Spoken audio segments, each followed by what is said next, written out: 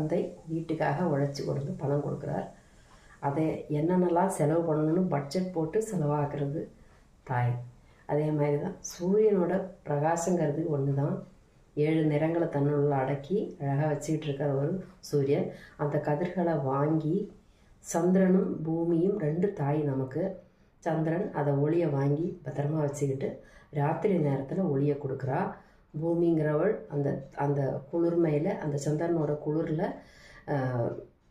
அந்த பகல் பூரா அனுபவித்த அந்த சூடை பல உயிர்களுக்கும் எந்தெந்த விதத்தில் தேவையோ அதுக்கு தகுந்த மாதிரி பட்ஜெட் பாட்டு செலவு பார்க்குற ஒரு தாயை போல தான் பூமி அந்த பிரகாசத்தை பகிர்ந்து கொடுத்து தன் மடியில் பத்திரமா அந்த காடையும் மலையும் கடலையும் பனிக்கட்டிகளையும் எல்லாத்தையும் பத்திரமா பாதுகாத்து அதோட அதில் இருக்கிற ஜீவராசிகளையும் பத்திரமா பாதுகாக்கிற தாய் மாதிரி.